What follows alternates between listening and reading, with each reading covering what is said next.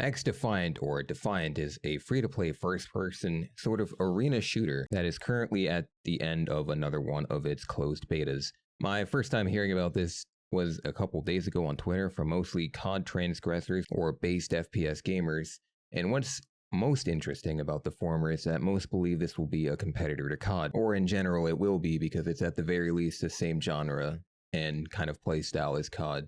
This is mostly said by people who don't like Modern Warfare 2 or Warzone 2, whatever, and from what I've seen, it's mostly about the movement of the game and how it depicts sort of what the old COD was like, whatever that may mean. By the looks of it and comments from it, because I didn't get to play, there does seem to be a more fluid and active movement system in xDefiant than there is in COD. Also, something xDefiant does really well is the in-game data. I mean, switching attachments will give you data up to like the 1,000th or the 100,000th. This may be overwhelming to some because how is a casual person supposed to navigate all this info without looking at Excel spreadsheet levels of data? I do think, or possible implementation in the future will be of the casual gamers little bars that show them up and down and whatever, because I think that's a very fundamental thing for stuff like this. Speaking of which, in the sense of the casual, apparently there's no SBMM in public games. Another big thing that people like about it, at least the people that are more competitive, because it means they don't have to try their hardest, or they can try their hardest and kick ass.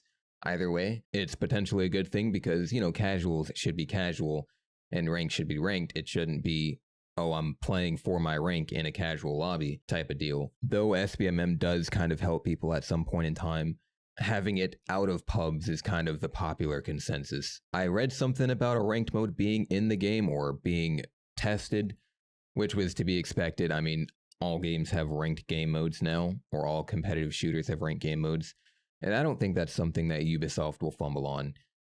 Oh, I forgot to mention that the game was being developed by Ubisoft, and people think this game is going to be a COD competitor, and it's also going to be free. On the bad side of things, this doesn't look like a good matchup. This doesn't look like Ubisoft will actually be able to compete in a field like this because of their most recent work. This game doesn't have to be a smash hit or stagger Call of Duty player count, but it takes a big competition to go free to play in this field. We already know that COD and what was Battlefield is like the first person shooters that people knew. If you weren't playing COD in like 2016, you were not playing. And since then, it's kind of grown away from its competition.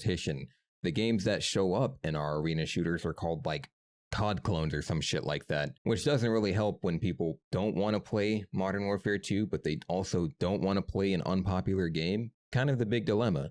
Try to think back to the most recent Ubisoft developed game that's really popular, one that's come out in the last 5 years, and then take that game and look at its competitors. A lot of people will look at Hyperscape and be like, oh, Ubisoft's dead, which is half true and half not. It's just not their field.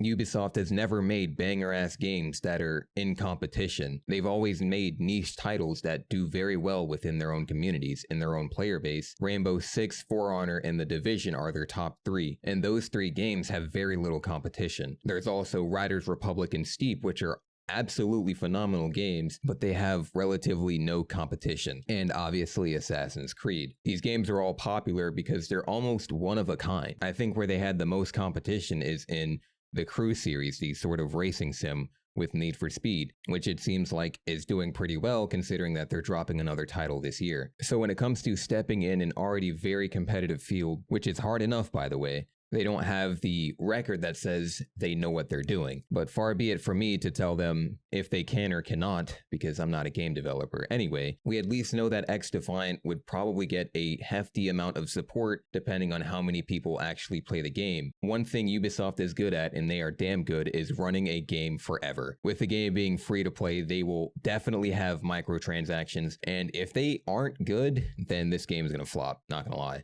We all know Activision makes big bucks selling you one skin for $10. We will see what Ubisoft has to offer here. Like I said before, this doesn't have to be a Kingslayer game, but if they're stepping in with a free-to-play game and it doesn't make any money, obviously we all know that's not a good thing.